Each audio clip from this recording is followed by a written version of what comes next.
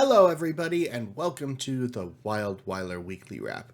As always, I am WildWeiler. I am both back to normal and off the edge of the map this week. We'll get to all of that in due time, but first, let's talk about anime. I watched the 2004 anime movie Steamboy.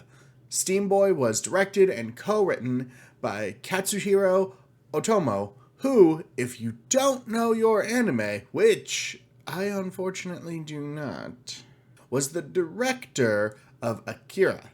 So, this movie has pretty good bones.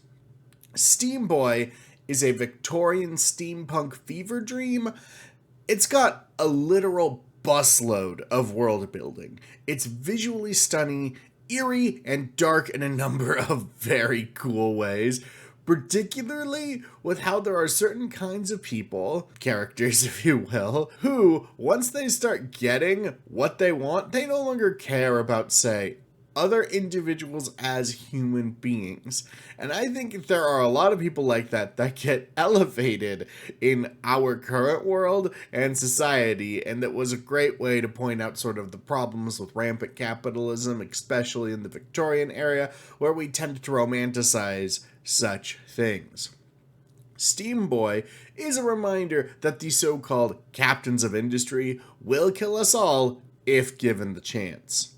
The movie has a very strong anti-war message, but it runs afoul of the classic anti-war war story problem, which is to say it made war look cool by having giant steam robots that look really awesome. Steamboy does not have an easy plot to follow. There are a number of twists and turns that don't necessarily add intrigue, but do add complexity, and I can only think of the reason to do that was because the sort of world building they did requires a very complex story to sort of make sense. I don't want to spoil anything, but I will say this. As the credits roll, we're given stills of scenes of what happened to all the characters in the future, and nearly every single one of them is way more intriguing and engaging than the story that the movie itself depicts, which is a little disappointing.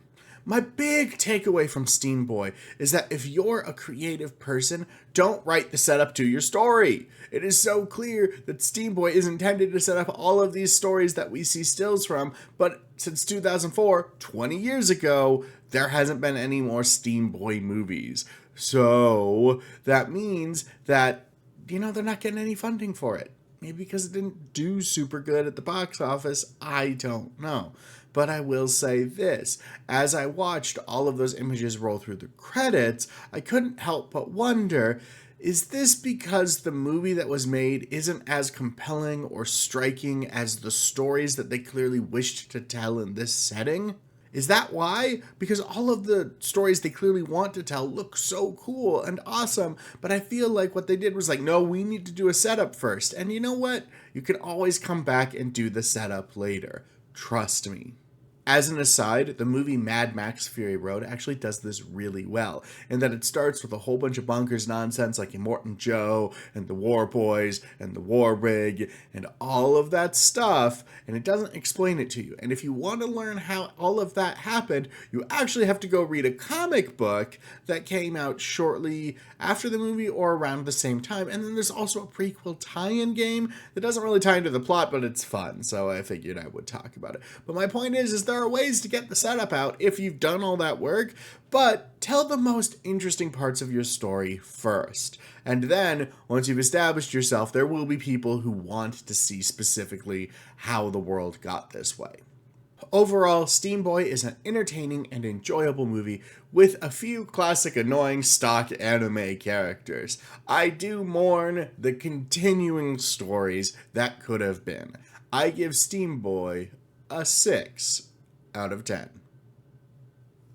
Last month, I began a secret project. Specifically, I applied for a job at America's finest news source, The Onion.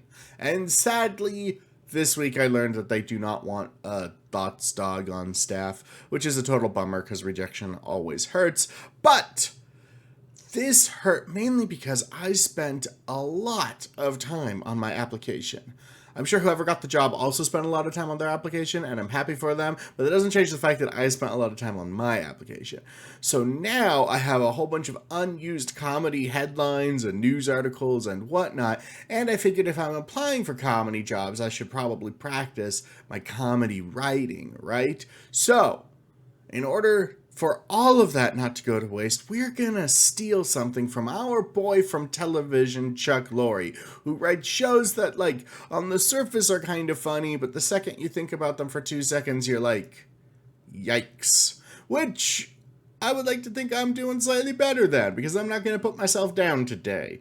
Anyways, at the end of his shows, he has some weird-ass vanity screens that have long, rambly thoughts on them, and I'm going to be doing that with comedy news headlines from now on, so stay tuned for that. And if you're from The Onion and you're watching this, drop a like and or subscribe, and next year let me know if you need a thoughts dog on staff, because I got the thoughts, and I'm a dog. It's time to talk about the future of this channel, and I don't mean that in a big, scary way. It's just due to life events. There is no planned horizon in front of me creatively right now as far as this channel goes. That makes now a good time to talk about the future, and the WildWeiler weekly wrap in particular. First topic of discussion I want to get into is how much more time I will be spending on producing this vlog. This vlog is inspired by 2 shows in particular. Number 1, Max's Last Week Tonight with John Oliver, and number 2, Outside Xbox's Show of the Week. Rest in peace, sir. Rest in peace. If I could do this full time, I would love to do the WildWeiler weekly wrap or a similar show multiple times a week, with a whole bunch of the little things from, say, Show of the Weekend or Last Week Tonight, or even my own things, obviously, thrown into the mix. I would also love to have my own sort of Andy Ricktarian sidekick character from Conan, but to do this thing full time with another person and maybe even an editor would not be financially viable without a lot of capital. However, there are changes that we can make to build towards those goals. Originally, the self-imposed rule was that I had to produce this whole thing during my work lunch break on Mondays, or in an hour before work on Mondays. And that was okay if A, I slept well the night before, and B, lunch wasn't too busy, and C, I didn't have to run an errand, and just a whole bunch of things. And that's why we got weird delays and skips occasionally, because life happened. From now on, I would like to spend more time. This is because I feel I've gotten better at writing out my feelings, which means in order to get the quality I want, I need to spend more than an hour on average making this thing. So I've expanded the time budget a bit. Scripts are written on Sunday, filming done before work Monday, and editing as I am able to throughout the day. The goal is that these will still come out on Mondays, but with more time added, they may come out closer to Monday evening than Monday afternoon. The way it is going to work is I will simply upload it and hit go live the moment it is uploaded. So stay tuned, still on Mondays. I don't think that's going to interrupt too many people's watch schedules because most people watch it Tuesday morning anyways. But I wanted you all to know that's what's going on here behind the scenes first and foremost. The other thing going on right now is I don't have another Let's Play series in the breach, in the can, or even on deck. And that's kind of a problem because I don't know what to play and I'm a little like bleh right now. So I need your suggestions. Any game between 5 and 12 hours of gameplay is a good candidate. Games with 20 hours of gameplay can be considered, but you know, like that's kind of stretching it for the Let's Play series style that I do right now. Originally, I was going to do Dishonored because I love Dishonored. It's probably my favorite game. Well, okay, technically, The Knife of Dunwall and Brigmore Witches is my favorite Dishonored game, but that's not important right now. Fallen Aces scratched my Dishonored itch really, really well, so I'm going to wait on Dishonored because I want a buffer, because it has such similar gameplay. I don't want to I don't want to get bored. That's just it. I just don't want to get bored. So please suggest games that you think I would love to play and you would love to watch. Please note, I do have Steam, which I guess everybody has, so I can buy some things. I have the PC Game Pass, so anything on there is super easy to do. And my video backlog has a number of Let's Play series that sort of show the types of games I've already played, and therefore are safer bets for both you as the audience and me as the player. But if we want to branch out, we can branch out. Like, example, it would be kind of cool to do something like I don't know if there's a 20-hour version of Final Fantasy Tactics. That's kind of what I'm feeling in the mood for, but I don't know. Whatever. Send me your suggestions. Thirdly, as part of the continuing studio upgrades here at the Weiler Dome, I have the ability to alter this presentation with the radical introduction of guest stars. Wow, wow, wow, wow, wow, wow, wow, wow, wow, wow, wow. Look! It's Elquin! Did you know that ducks are free? You could just go to the park and take them. Nobody's stopping you. Okay, bye-bye, Elquin. Wow, wow, wow, wow, wow, wow. That was filmed together, live. Getting two of us on the screen is something we can do now. May God have mercy on our souls. Finally, another segment that I'm going to be adding is diving into the comments section. This was a segment on Show of the Weekend, but since they're not doing Show of the Weekend anymore, and I really, really liked how Show of the Weekend did it, I'm going to do it. So, let's go to the comments section. In episode 3 of my Fallen Aces Let's Play, Taylor McMillan 3953 said, "That poor barkeep," in response to this. I need a drink. Yeah. Oh no! Hey, thanks for coming to the party. Oh no! That's not what I meant to do!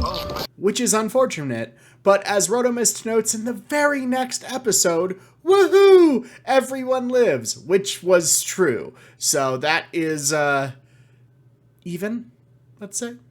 For the finale episode, Wind for Air noted my murderous rampage after learning about the different architectural styles is reminiscent of the rampage at the beginning of the first Naked Gun movie. Sure reminds me of the opening scene from Naked Gun. Like, I've heard enough, I'll take you all on. Well, I decided knocking off banks and hurting people for money was more in line. I was about to say, that guy has to live, but, you know what? Screw him. Hey! Ah!